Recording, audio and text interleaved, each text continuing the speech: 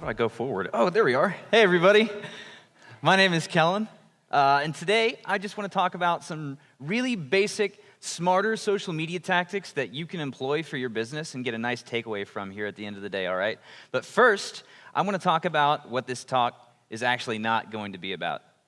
First of all, it's not going to be about growth hacking. That's one of the grossest terms I've ever heard in my life, and true, genuine growth cannot be hacked. So we're not going to talk about that. I'm not going to turn you into a social media ninja, a content warrior, or an inbound rock star, because those terms are made up by hiring managers to overwork you and underpay you. So we're not going to be talking about that.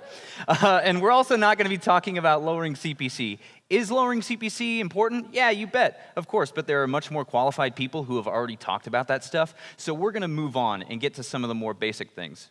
But one thing I do want to talk about is with social media, there are no magic potions.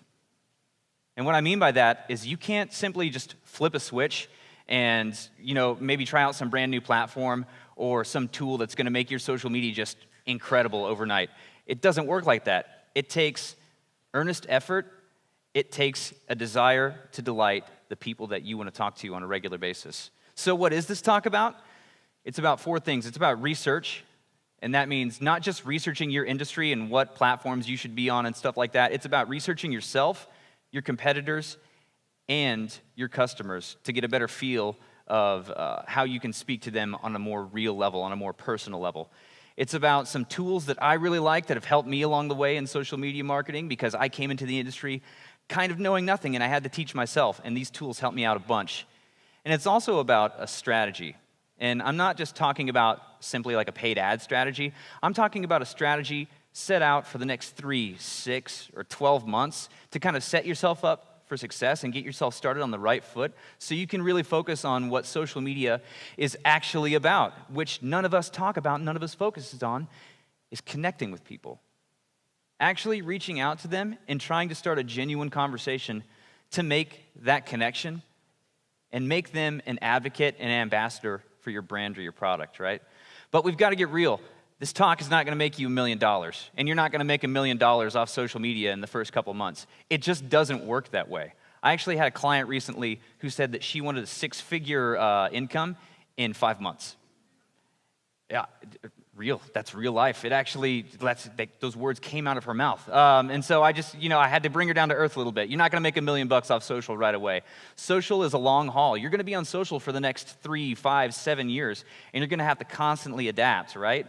So social is the vehicle for your content. And what I mean by that is your content is going to be driving those conversions, and it's going to be showing people that you are an authority in your space, right? And effort determines results. Just like anything in life, you're going to get out what you put in. And if you're not willing to put in the earnest effort that we talked about earlier, you might as well just give up now. So first, we're going to talk about research. And we're going to talk about the most important facet of research is researching your competitors. It's not that hard. You should be following all of your competitors on social media right now so you can see what they're doing constantly and just kind of pick up on what they're doing and what you can improve upon and see, if they're actually trying to engage with their customers or if they're busy celebrating like National Dolphin Day or like National Sandwiches Without Crust Day. That stuff just makes no sense in social media anymore. We need to get away from that.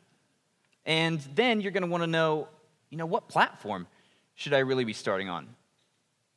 My best advice to everyone, if you're really getting serious about your social media campaign, you don't have to start all these platforms at one time, right? If your boss is like, we're going to start being serious on social, go. You shouldn't immediately jump to every single platform. Take a step back and figure out which platform is going to work best for your business. And if you honestly have no idea, that's okay too. Just put yourself in your customer's shoes and think, oh man, where would I want to get information about my business on social media? Like, where would I go first? Like, if I'm looking up cool crockpot recipes, I'm going straight to Pinterest. That's what my business does. We do, like, cool recipes and stuff like that and sell recipe books. Maybe we should start on Pinterest first. So just something to think about. Keeping up on social media, obviously, is super important. Really some of the sites that I love the most, Adweek, Social Pro Daily, they update it like hourly, almost 9 to 5 every single weekday. I love Mashable and Social Media Today, but my favorite one is Social Media Examiner. They actually run the biggest social media marketing conference on planet Earth, Social Media Marketing World in San Diego. And not only do they keep up with like industry trends and best practices, but they also deliver content that helps you develop strategy in a way that's really easy to digest and it's actionable. You can take it home and you can do something with it right then.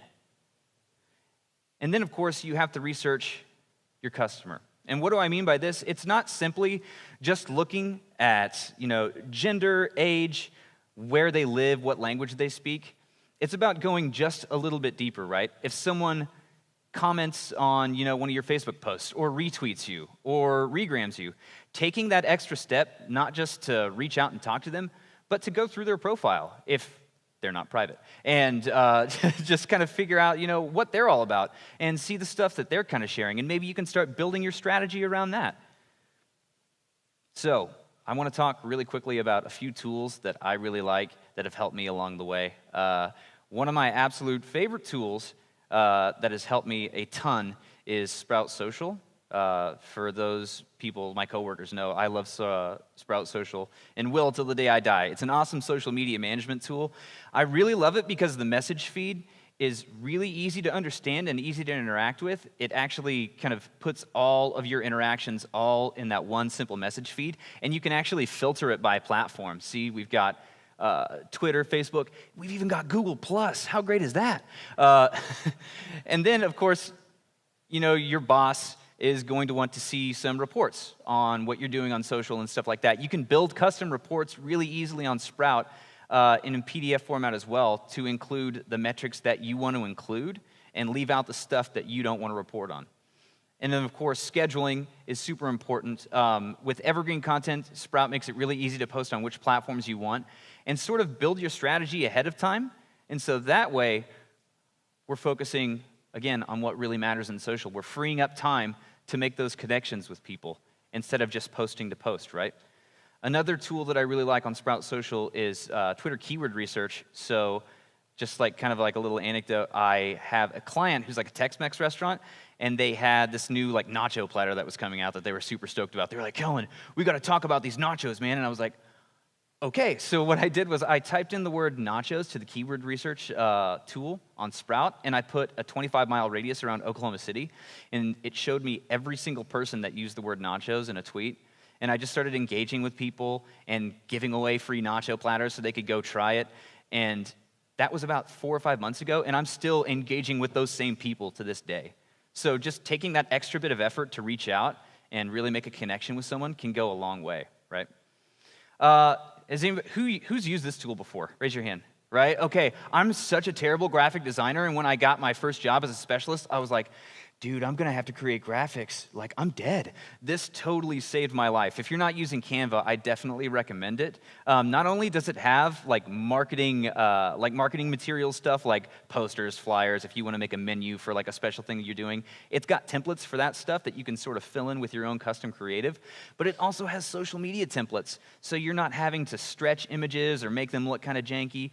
They have a Facebook ad template, there's an Instagram post template, there's a Pinterest template. It's so easy to use, and if you are terrible at graphic design like me, go pick this up right now because you will thank yourself. You'll just be like, yes. In fact, I love it so much that I made my presentation in Canva. PictoChart is another tool that I enjoy a lot. It's not as user-friendly as Canva, but it has a really interesting way of plugging in your data into graphs and charts and stuff like that and displaying it really beautifully. And it's kind of a must-have tool, I personally think, for Pinterest. And if you're wanting to make infographics for your blog and content on your website and take it a step further with that, definitely recommend checking out PictoChart. And something that's a little off-cusp is I wanted to highlight 3 Google Chrome extensions that I like a lot. The first one is Facebook Pixel Helper, and the reason I like it is because with potential clients and stuff like that, I like to make sure that they have the Facebook Pixel installed, and if they don't, I can talk to it and speak about why the Facebook Pixel is so powerful, and we're going to get to it in a second. The second tool I really like is Color Picker. Now, this one might seem a little simple, But what I really enjoy about it is, like, who can remember every single hex code for every single color that their brand uses, right? It's like impossible. So what I do with this is I go to the web page that I need to go to where I see that color. I go and highlight, I turn on my color picker, I just click that color, boom, box pops up with a hex code, I go paste it into Canva, and I've saved that color. Awesome. And then the last one is so good that it deserves its own slide. Grammarly is so important. Does everybody have Grammarly? Awesome, good job. I love Grammarly because, there's going to be a time where you're scheduling out evergreen content or you're writing an ad and you're going to forget a word or you're going to misspell something or you're going to have a sentence fragment or have terrible punctuation and you might kind of look like a dope. And this is going to save you from looking like a dope. So please, if you don't have Grammarly, go pick it up because all you have to do is download it and then turn it on and it will eternally keep you in check. And the last main point I want to talk about is strategy. So when your boss tells you, let's get serious on social, let's go right now, you don't have to start immediately. Take a step back, breathe a little bit, and plan out your strategy.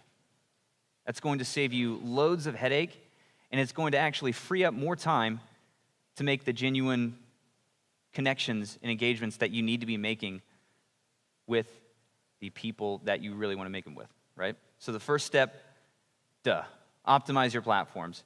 Not that hard. Facebook makes it really easy. Make sure your page is verified so someone can't steal your page.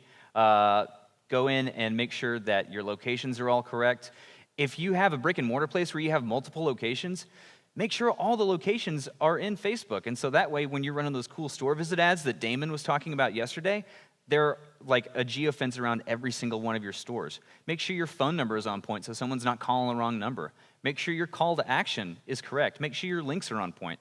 And speaking of links, make sure with Instagram, this is one of the only places where you can actually have a clickable link on Instagram is in your profile. Make sure that link is dynamic, right? So what I mean by that is if you've got like a content, it's like, oh, cool, I've got this new recipe for my awesome panda ice cream cones, right? Make sure that your blog or your profile links to that blog that shows people that recipe. Make it dynamic. It doesn't have to be static. And then, of course, put in the hashtag that you want people to be using when they recognize your brand on Instagram or even on Twitter as well, so people kind of know what to tag with and who they can talk to when they start searching that hashtag, right? And so here comes some of the scary stuff. When people say that they're a social media expert, you just bring up the Facebook pixel, and then they sort of go silent and start to freak out a little bit. But I'm here to kind of peel layers back on the onion because the Facebook pixel is really useful, and it's not that hard to use at all. I'm not going to walk you through how to install it because Facebook sort of holds your hand through the whole process and makes it really simple. I'm just going to show you a few cool things that it does that I really like, and then you can assess whether or not you really want to use it for your business, right? So some of the stuff that I like is as soon as you plug it in, it's showing you how your website is performing. Like over a 24-hour period, it can show you your top landing pages. It can show you like where your traffic is coming from, not just on social, but from, search engines or directly or self-referrals. And you can set up your pixel to fire when certain events happen on your page. And what does that mean? Well, basically, like let's say you've got an email sign up on your website and you're like, I want the pixel to fire every time we get a new email sign up. You can set up a custom event and make it happen. And so who's ever dealt with like an e-commerce client and they're just like, man, my Facebook ads, you're not making me any money at all, right? It's like it happens more often than not. It's like you run a campaign for like 3 months and you're like, you haven't made me any money with your Facebook ads. What are you doing? Well, lucky for you, you've installed the Facebook pixel so you can actually track ad revenue from your Facebook ads. And you can show him, how much revenue like a single person is worth. You can show them how much revenue you've gained over a certain amount of time. So it's a really useful tool, right? And even better, you can make funnels, custom funnels to where, you want people to take a certain action on your website and follow a certain path to a goal conversion. And this is really useful to be able to kind of like look at your website and say, well, people are adding to cart, but then when they get to purchase, they're kind of falling off and we're not getting as many purchases as we are add to carts. And so that'll be a great indication of, hey man, maybe I actually need to look at my website and optimize my experience away from social and make sure that I'm giving people my absolute best on my website. This is the bread and butter of the Facebook pixel right here, is creating custom audiences. So what the Facebook pixel does is when someone goes to your website from Facebook, it collects their data and relays it back to your Facebook Business Manager. And you can actually start creating custom audiences of people who have visited your website on Facebook. And then if you want to go even further, you can create lookalike audiences of that people. So you have similar people in a brand new ad set who are completely different, right? So you have a completely new set of people to look at, and it just gets a little bit more personal. So you're not wasting that money guessing with core audience targeting. You already know these people are genuinely interested in you, and now you can target them. Can other platforms do this? I've been asked this a few times. Yep. Instagram is owned by Facebook, so the pixel's taking care of them. Twitter and Pinterest both have event tracking codes, so you can do this with pretty much every social media platform that you're on right now. And I would highly recommend doing it as soon as you can. And speaking of audience building, you guys remember like the email list you've been gathering for a while, and you're like, man, I'm going to start a MailChimp campaign, and I'm going to send out a couple emails. It's going to be awesome, but you never actually did it. Okay, well, you've got that email list, and we're actually going to do something with it. We're going to build email custom audiences to where we can upload those emails into Facebook or into Pinterest and target those people on our platforms. But I have 3 rules that I really like to follow. And number 1 is keep it legal. If you've purchased emails to advertise to on the internet, period, you can go ahead and leave your badge kind of there at the back in the bar because that's disgusting. Please don't do that, and you could get in a lot of trouble. Second, keep it private. Make sure you're storing these emails properly, and also make sure that these emails, you have permission to advertise to these people, right? Otherwise, it's going to get really hairy. And then lastly, make sure you keep it fresh. And what I mean by that is optimize your email audience lists to like once a month and refresh them and make sure that you're getting new people who have opted in and you're also excluding people who have opted out, right? So you're constantly refreshing your email audience list to keep it as great as possible. I have a few piping hot takes that have kind of gotten me through my career in social media that I wanted to share with you all. Please keep your creative consistent. Make sure your colors and your logo and your fonts are on brand. Like nothing is worse than looking at an advertisement on Facebook and seeing like 8 different fonts. Oh man, maybe it's just me, but it drives me crazy. And the tools that we were talking about earlier make it really easy to keep your creative consistent. So it's something to think about. Once you get into a rhythm of keeping your creative really consistent, it makes it a lot easier to start worrying about what really matters. Again, making genuine connections with people on social media. Let's get out of the mindset of posting every day, thinking, oh, I've got to post every day. And then let's start thinking about posting with purpose. And what does that mean, right? What it means is let's take a step back and think about the people that we're actually trying to talk to. And instead of trying to sell something to them, let's become their friend first. Let's become someone that they can trust, that they feel like they can come talk to about a product or service, right? We don't have to sell it to them. If we're just nice to them, and if we treat them like a human being instead of a dollar sign, chances are the relationship is going to be a lot more genuine than if you just serve an ad to them. I feel really bad for this slide because of the last panel. But if you're a big business, chatbot, absolutely necessary. I can see where it is, right? But if you're a business with like 10 employees, and you only operate in like Oklahoma City and Edmond, you probably don't need a chatbot. It's necessary in some places and not in others. Just try and think, you probably, like who loves calling their bank and getting like the automated voice message system where you have to like go through all the numbers and stuff like that? Isn't that fun?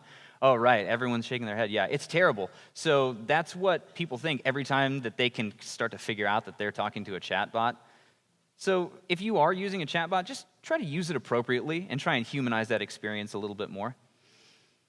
One of the best pieces of advice that I was ever given is pull back the curtain on your business on social media. And that's not just showing happy customers, right, and telling their story. That's telling the story of employees who work with you, right?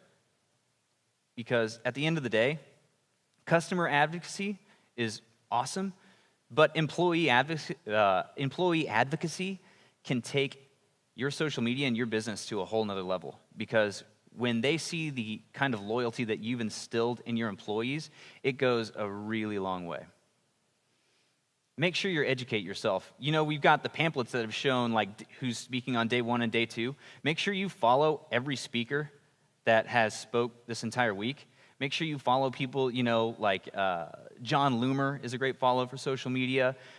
He's a bit spammy, but Larry Kim is pretty good as well. There are a lot of great people on Twitter especially who constantly are having these conversations around hashtags, you know, like SEO, social media, Instagram, et cetera, et cetera, et cetera. Go find the hashtag that you want to learn about and then just start following and engaging in that conversation. And 9 times out of 10, these people are more than happy to educate you and share their knowledge. So take that extra step to educate yourself. Social media is not a billboard. It's a conversation. Stop treating it like one big ad hub and start treating it like it was meant to be used, and that is to connect with other people, to start the conversations, to build trust, because that's how you gain authority. So the big takeaways, numbers like reach, impressions, clicks, cost per click, that pales in comparison to how you develop your audience. Focus less on those big numbers that you want to bloat and look really awesome, and focus more on developing true, genuine connections with your audiences. Okay, I said we were going to do this. Can everybody raise their right hand? We're going to take an oath really quick. Okay, I see some people raising their right hand. Thank you guys so much. Okay, repeat after me. Your name. It's just like Blazing Saddles. Do solemnly swear to get my website optimized by a web development professional. Give yourselves a round of applause, guys. Great work. Right, so if you're really serious about your business, get your website optimized, and more specifically, get it optimized by a professional. This is exactly why I take my car to a mechanic instead of trying to repair my car myself. I have no idea what I'm doing, and you probably don't either when it comes to optimizing your website. So let a professional do it. Use the data that you already have, and I'm not talking about simple numbers. I'm talking about the data that your customers are giving you in your reviews, that they're talking about on social media, the data that your Pixel is gathering, your email list. You have a world of data that you don't even know you have, you could already use. So make sure you take a step back and think about interesting ways to use that data. Again, there is no magic potion to social media. There's no one God tool or awesome program that's going to make your social media great overnight. It takes earnest effort, and it takes a desire to delight your customers, right? And of course, most importantly, at the end of the day, thank you guys, is make sure you take the extra time to make those connections. I know I've said it like a million times, but that is so important, and I feel like a lot of us in social media marketing are missing the point sometimes. We don't care about people as people. We just care about advertising to them and selling, and yeah, that's important. But what's more important is making those connections and treating people the way they want to be treated, treating them like actual human beings, and making the connections that matter for your business, because they're going to go a long way in the end. All right, I think I'm done. Thank you all so much.